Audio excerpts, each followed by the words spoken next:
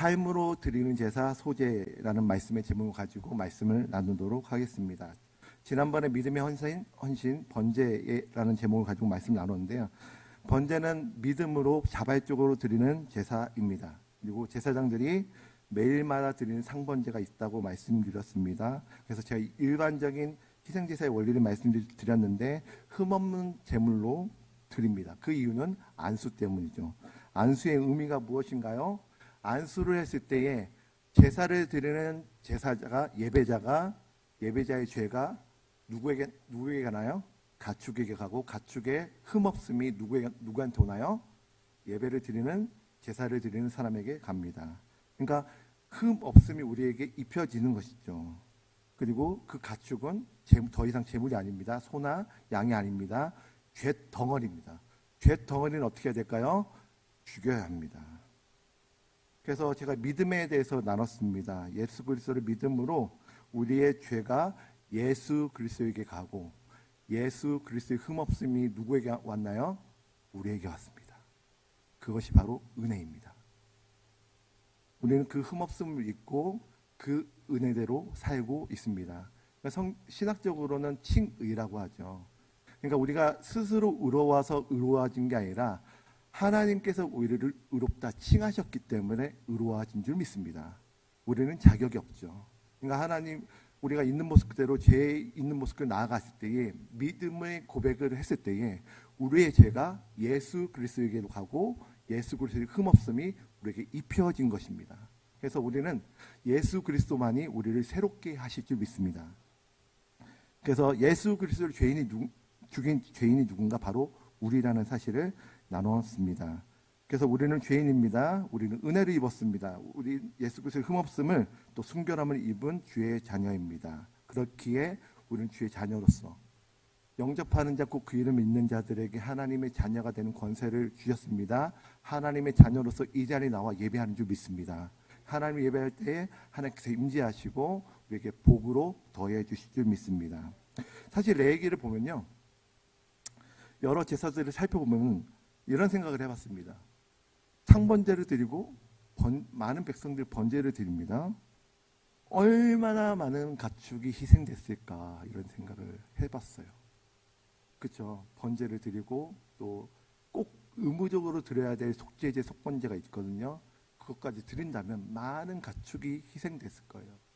그래서 사실 이런 생각을 했습니다. 이것을 볼 때 그러니까 드릴 재물이 있다는 것 자체가 은혜다. 그렇죠?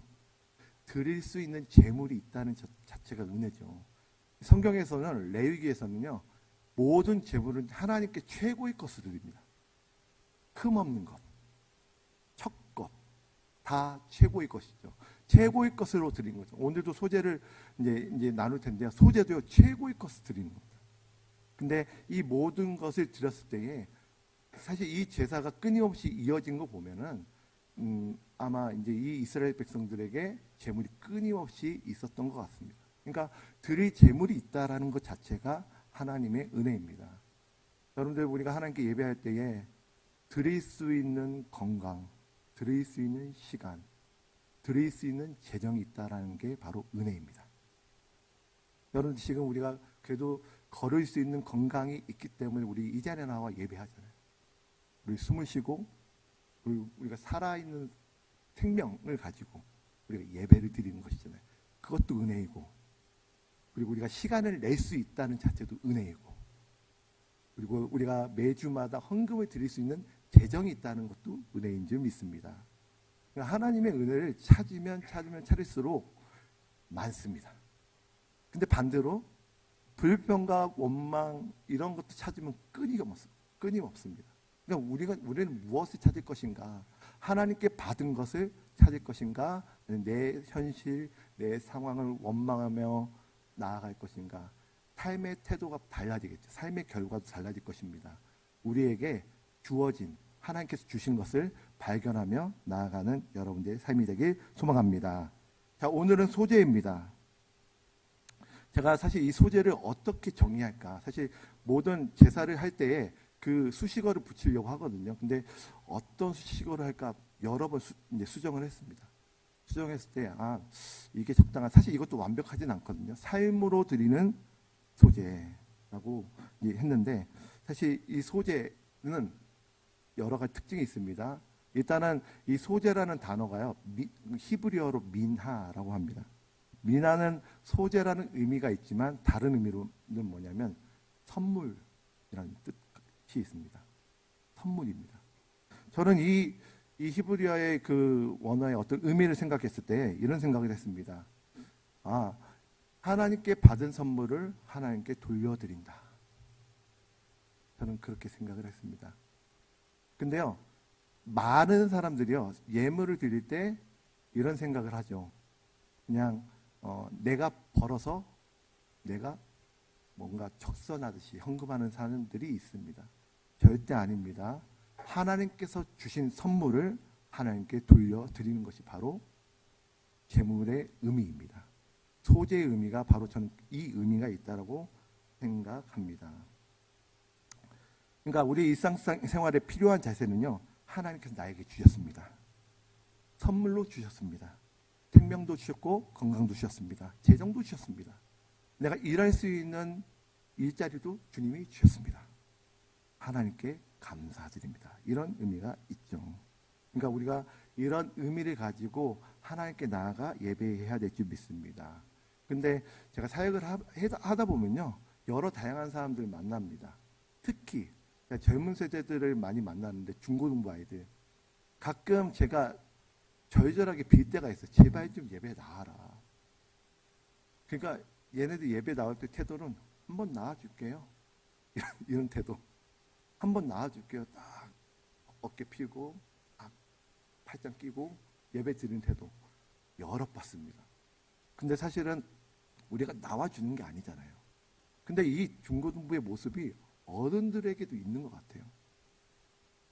사실 이런 것은 예배자의 자세가 아닌 줄 믿습니다.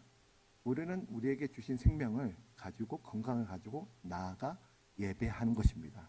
그것이 믿음, 자발적으로 하나님께 나아가 예배하는 것인 줄 믿습니다. 저는 찬송가, 좋아하는 찬송가 중에 이런 찬송가의 가사가 있습니다. 받은 복을 세어보아라. 주의 크신 복을 내가 알리라. 받은 복을 세어보는 것. 하나님께 받은 복이 무엇인가, 하나님께 받은 선물이 무엇인가 한번 세어보는 것입니다. 세어볼 때 하나님께서 보여주실 줄 믿습니다. 그래서 우리가 소재의 특징 한 4가지로 나눌 텐데요. 첫 번째 특징은, 소재는요, 피 흘림이 없는 제사입니다. 소재의 기본 재료는 곱게 빻은 밀가루입니다. 근데 이 밀가루는요, 고대의 어떤 이스라엘에게 일상적으로 음식 재료로 쓰는 밀가루입니다. 정성스럽게 만드는 소재물을 가지고 하나님께 드립니다. 번제도 흠없는 제물로 하나님께 최고의 것을 드리는 것처럼, 소재도 집에서 먹던 밀가루를 좋은 부분을 골라 곡식의 제사로 드리는 것이 바로 소재입니다. 소재를 드릴 때 빻은 고운 밀가루와 함께 기름 유향을 같이 드렸습니다. 2절 말씀 같이 읽겠습니다. 2절 말씀 같이 읽겠습니다. 시작. 아론의 자손 제사장들에게로 가져갈 것이요, 제사장은 그 고운 가루 한 움큼과 기름과 그 모든 유향을 가져다가 기념물로 제자 으니 이는 화제라, 여호와께 향기로운 냄새니라. 아멘. 그래서 소재의 종류는 여러 가지 있습니다. 고운 밀가루, 기름, 향 있지만 소재물을 요리한 것도 있고요. 화덕에 구운 것, 기름에 섞은 것, 철판에 붙인 것, 냄비에 요리한 것 등이 있습니다. 근데 여기서 화덕과 냄비, 철판은요, 고대 이스라엘 가정에서 흔히 쓰는 요리 기구입니다. 그러니까 다시 말해서 일상에서 유효한 곡식 요리하는 제사가 바로 소재라는 것입니다. 그러니까 일상적으로 드리는 곡식이기 때문에 아무거나 드릴 수 없습니다. 최고의 것을 하나님께 드리는 것입니다. 그래서 최고의 것을 드리기 위해서 또 소재의 두 번째 특징이 있는데요. 바로 누룩과 꿀을 넣으면 안 됩니다. 누룩과 꿀을 넣으면 안 되는데요. 그 이유가 무엇일까요? 자, 2장 11절 말씀 같이 읽겠습니다. 시작. 너희가 여호와께 드리는 모든 소재물에는 누룩을 넣지 말지니 너희가 누룩이나 꿀을 여호와께 화제로 드려 사르지 못할지니라. 아멘. 여러분들 누룩이나 꿀을 넣으면 안 되는 이유는 뭐냐면 변질과 부패, 부정적인 변화를 상징하기 때문입니다. 하나님 앞에서 부정한 것입니다. 그의 반대로 반부패와 불변성의 상징으로 무엇을 넣냐? 바로 소금을 넣습니다. 2장 13절 같이 읽겠습니다. 시작. 내 모든 소재물에 소금을 치라. 내 하나님의 언약의 소금을 내 소재에 빼지 못할지니 내 모든 예물에 소금을 드릴지니라. 아멘. 소금은 그 당시 강력한 방부제였습니다. 변질이 안 되는 특징이 있습니다. 고대 운동에서 어떤 나라와 나라, 부족과 부족 간의 맹세를 할 때 소금을 서로 먹습니다. 그 이유는 뭐냐면 이 언약, 계약을 변질시키면 안 된다라는 의미를 갖고 있죠. 부족 간의 동맹을 하기 위해서 양자 간에 소금을 먹었다고 합니다. 소금은 변하지 않는 언약의 의미가 있습니다. 그런 의미에서 소금을 소재뿐만 아니라 다른 제사, 또 제단에 올리는 제물에도 소금을 쳤던 걸로 이제 기록되어 있습니다. 어쨌든 제단에 올리는 제물에 매번 언약의 소금을 치는 이유는 하나님의 언약, 하나님의 변치 않은 결속을 상기하기 위함입니다. 그러니까 하나님의 언약은 변치 않습니다. 하나님은 우리를 향한 그 언약, 약속 변하지 않습니다. 근데 누가 변할까요? 사람이 변합니다. 하나님은 신실하십니다. 우리에게 하신 언약, 약속 반드시 이루십니다. 변치 않습니다. 그 변치 않는 하나님의 언약을 상징적으로 소금을 뿌립니다. 소금을 넣습니다. 근데 변하는 건 누가 변할까요? 바로 사람이 변한다는 사실이에요. 이스라엘 백성들은 하나님께서 끊임없이 말씀하셨지만, 끊임없이 말씀하고 돌아라라고 말씀하셨지만 사람은 변합니다. 변하고 변해서 하나님의 믿음까지도 변질시키는 그러한 현실을 갖고 있는 존재가 바로 인간입니다. 소재의 특징 세 번째는요, 농사꾼, 특히 짐승을 키우지 못하는 가난한 사람들을 위한 제사였습니다. 전통 랍비들에 의하면 죄와 관련된 번제와 속죄제, 속건제를 드릴 때 가난하여서 가치고 드리지 못할 경우 소제로 드렸다고 이야기를 합니다. 그래서 소제는 누구나 드릴 수 있습니다. 그러나 아무나 드릴 수 없습니다. 그 아무나는 누굴까요? 믿음이 없거나 마음이 간절함이 없거나 가난한 마음이 없거나 하나님께 대하여 계속 죄를 갖고 있거나 하나님을 향하여 신뢰하지 않거나 그런 사람들은 절대 소제를 드릴 수 없습니다. 하나님께 가난한 마음, 간절한 마음, 믿음으로 나아가는 사람만이 드릴 수 있는 것이 바로 소제인 줄 믿습니다. 그래서 네 번째 특징이 있는데요. 네 번째 특징은 사실 소제는요, 소제 자체로 드릴 때도 있지만요, 여러 가지 제사와 함께 드릴 때가 있습니다. 그러니까 번제, 화목제 같이 드립니다. 그래서 소제는 드러나는 제사가 아닙니다. 튀지 않습니다. 다른 제사 묻어가는 제사입니다. 바로 소제가 그러한 제사입니다. 저는 이 소제와 같은 삶을 우리가 살아야 될 줄 믿습니다. 우리의 믿음의 헌신, 우리의 믿음의 행위, 하나님 앞에서 드러나면 안 될 줄 믿습니다. 하나님의 영광만 드러날 줄 믿습니다. 때로는 우리의 행위를 드러내려고 합니다. 튀려고 합니다. 드러내려고 하죠.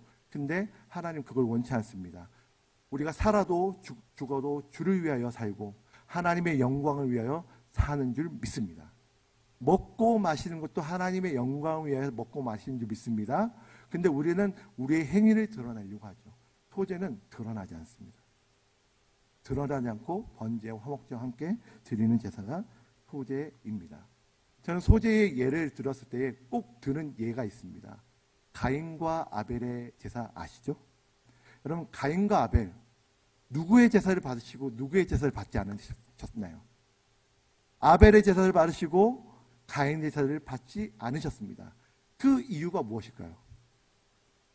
여러분들 제가 소재에 대해서 이야기했습니다. 소재에서 이야기를 들은 사람은 가인의 제사의 제물이 잘못됐다라는 것을 잘못되지 않았다는 것을 알 수가 있습니다.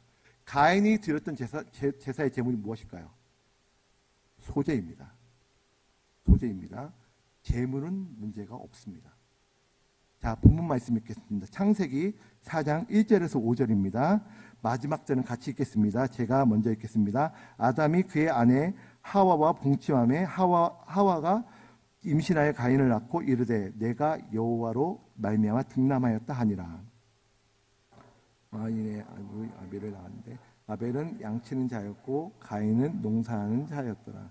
세월이 지난 후에 가인은 땅의 소산으로 제물을 삼아 여호와께 드렸고 양식과 그 기름으로 드렸더니 여호와께서 그가 그의 제물은 받으셨으나 같이 읽겠습니다. 가인과 그의 제물은 받지 아니하신지라. 가인이 몹시 분하여 안색이 변하니. 아담과 하와가 동침해서 가인과 아벨을 낳았습니다. 가인의 이름의 뜻은 얻었다라는 뜻을 갖고 있습니다. 부모는 자녀에게 이름을 지을 때에 자녀를 향한 기대를 가지고 이름을 짓습니다. 제 아들의 이름은 하준입니다. 하준은 하나님의 나라를 준비하다라는 뜻을 갖고 있죠. 그러니까 순수 한글로 했습니다. 그러니까 제 이름은 승선입니다. 승선하면 생각나는 건 배.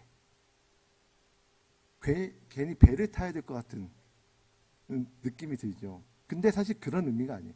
그러니까 저희 아버지가 저는 진짜 오해했어요. 고등학교 때까지 오해했습니다. 진짜 내가 승선인가? 나 배를 타야 되는가? 실제로 이제 해사고를 간 적이 있었어요. 중간에 포기했습니다. 어쨌든 간에 그 승선이 사실 그런 의미가 아니거든요. 이길 승자, 착할 승자예요. 선으로 이기다라는 뜻을 갖고 있습니다. 좋죠. 가인은요, 얻었다라는 뜻을 갖고 있어요. 그러니까 사실 아담과 하와는요, 이 가인을 낳으면서 뭔가 기대가 있었던 것 같아요. 얻었다라는 뜻을 갖고 있는데, 둘째, 아벨을 낳았을 때에 좀 독특합니다. 아벨의 뜻은 뭐냐면 허무, 공허라는 뜻을 갖고 있습니다. 아벨을 낳았더니 허무해요. 공허해요. 왜 그랬을까요? 아벨에 대한 기대가 없었을까요? 그 이유는 알 수 없습니다. 텍스트에는 우리가 볼 수 없기 때문에 알 수 없지만 그냥 추정할 수 있는 것은 가인을 향한 뭔가 기대가 부모에게 있었던 것 같습니다. 근데 그 부모의 기대와 다르게 누구를 쓰시나요? 아벨을 쓰시죠. 때로는요, 사람의 기대와 하나님의 기대가 다를 때가 종종 있습니다. 여러분들도 그것을 많이 발견하죠. 경험하죠. 하나님의 뜻과 내 뜻이 다를 때가 종종 있습니다.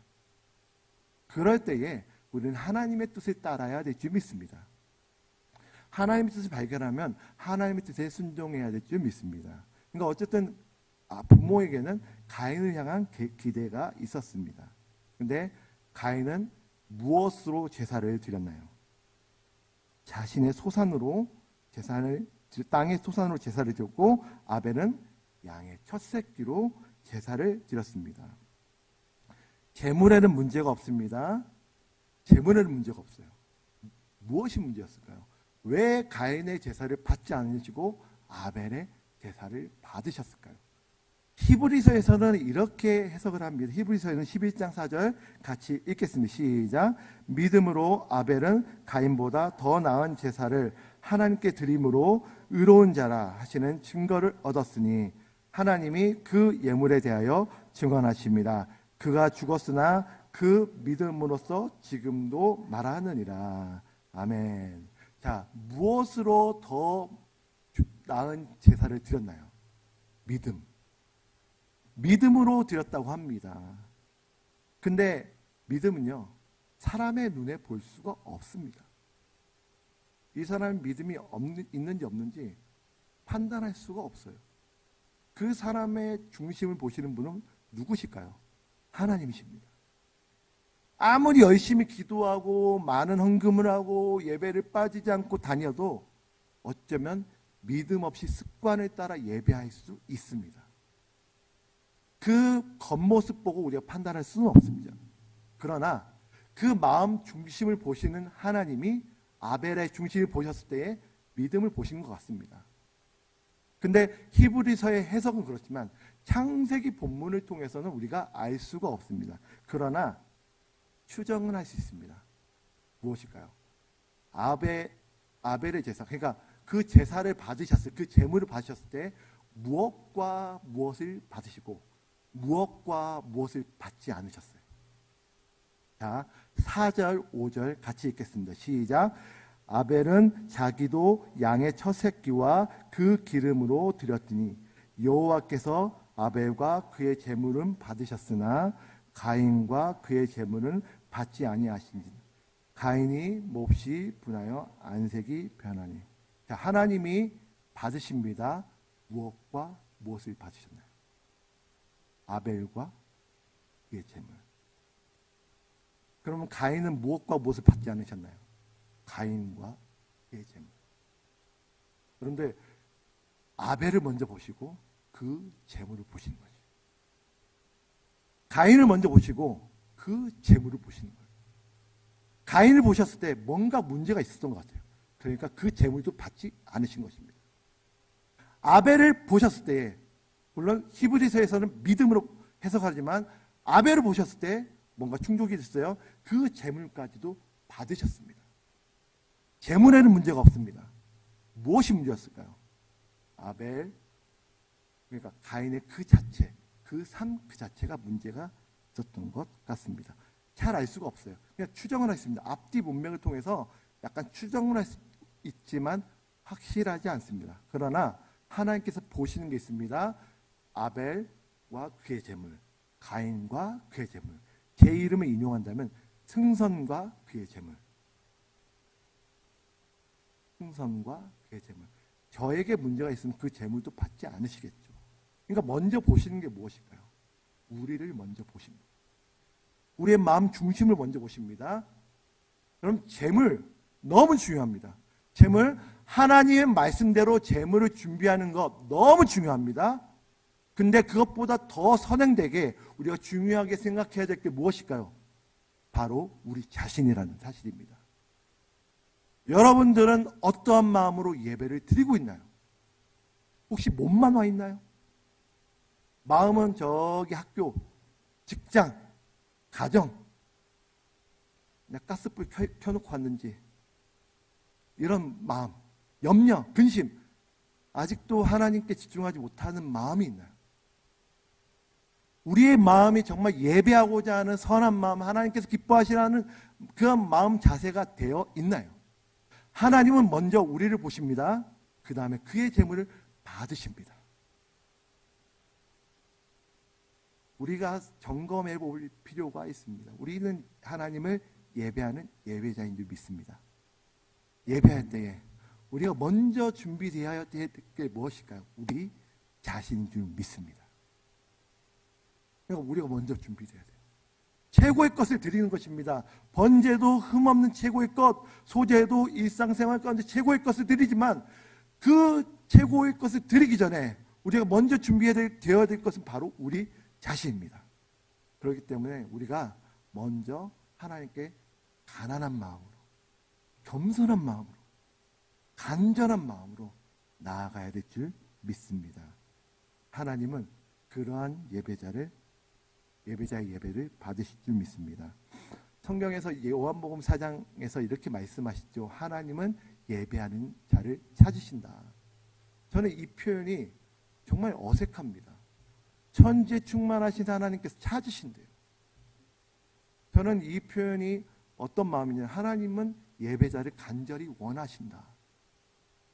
자꾸 찾으신다. 우리 부천 삼랑교회가 하나님이 찾으시는 예배자들이 모여서 예배 드리는 예배장이 될 줄 믿습니다.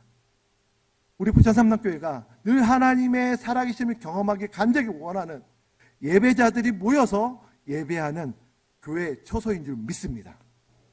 하나님은 우리를 보십니다. 정말 예배자인가? 하나님을 간절히 찾는 예배자인가? 영과 진리로 드려지는 예배자인가? 내가 다시 한번 점검할 필요가 있습니다. 그러니까 여러분들 스스로 한번 질문을 해보시는 것이, 내가 정말 하나님을 예배하는 예배자의 자세인가? 제물을 드리기 전에 혹시 불편한 마음이 있지 않은가? 누구와 싸웠거나 누구와 미워하는 마음. 근데 그 미워하는 마음 때문에 하나님을 예배하는데 방해가 돼요. 뭔가 문제가 있어요. 정말 문제가 있는데 그 문제를 갖고 나왔습니다. 근데 그 문제 때문에 하나님을 보지 못해요. 하나님을 만나지 못합니다. 다시 점검할 필요가 있습니다. 그 문제보다도 더 크신, 위대하신 그 하나님을 만나는 여러분들의 삶이 되길 축복합니다. 우리는 예배자입니다. 성경에서 대표적인 예배자 누구일까요? 다윗입니다. 다윗의 별명이 무엇인가요? 하나님의 마음에 합한 사람입니다.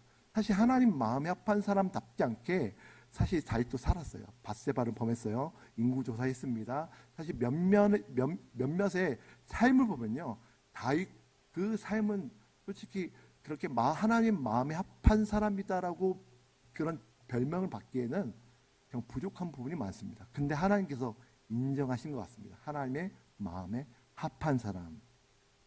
그 이유가 무엇일까요? 똑바로 살아서가 아닙니다. 완벽해서가 아닙니다. 다윗도 부족했습니다. 근데 다윗은 알았습니다. 자신의 부족함을 알았습니다. 시편 51편에 이렇게 표현하고 있습니다. 시편 51편 16절 17절 같이 읽겠습니다. 시작. 주께서는 제사를 기뻐하지 아니하시나니 그렇지 아니하면 내가 드렸을 것이라. 주는 번제를 기뻐하지 아니하시나이다. 하나님께서 구하시는 제사는 상한 심령이라. 하나님이여 상하고 통회하는 마음을 주께서 멸시하지 아니하시리라. 아멘. 밧세바를 범하고 나서 통회하면서 회개하며 쓴 시가 바로 51편인데 다윗은 알았습니다. 많은 제사, 많은 화려한 제사를 드리는 것, 그것보다 더 중요한 것을 알았습니다.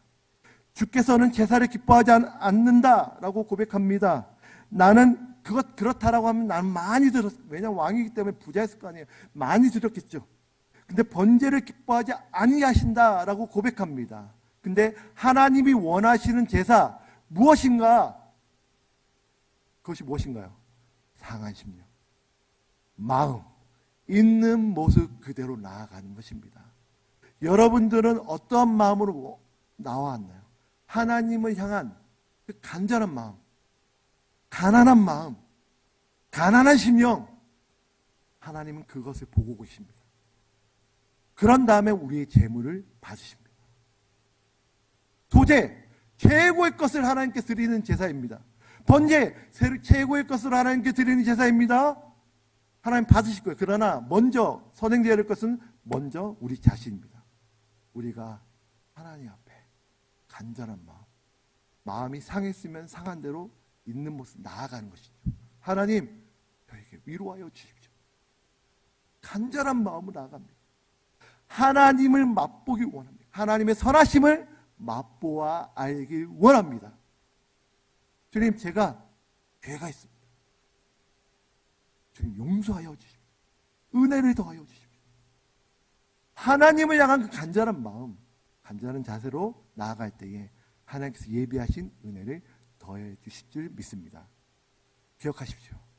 아벨과 그의 제물 받으시고 가인과 그의 제물 받지 않으셨습니다. 우리의 예배가 하나님이 받으시는, 하나님께서 기뻐하시는 제사를 드리는, 예배를 드리는 예배자들이 되시길 진심 축원합니다. 제 소재에 대해서 이렇게 한마디로 정리하고 싶습니다. 누구든지 드릴 수 있는 제사이지만 아무나 드릴 수 있는 제사는 아니다. 소재는 차별이 없습니다. 누구든지 드릴 수 있습니다. 부자나 가난한 자나 남자나 여자나 약한 자나 강한 자나 모두가 드릴 수 있는 제사입니다. 그래서 더 가난한 마음으로, 거룩한 마음으로, 거룩한 삶으로 드리는 제사가 바로 소제입니다. 하나님 방법대로 제물을 준비할 필요가 있지만, 그러나 그 전에 먼저 선행될 것은 우리의 삶입니다. 우리의 마음입니다. 간절한 마음, 가난한 마음, 심령이 가난한 자의 복이 있다 말씀하셨습니다. 천국이 저희 것이다. 심령이 가난한 마음으로 하나님께 나아갔을 때 하나님의 나라를 맛보아할 줄 믿습니다.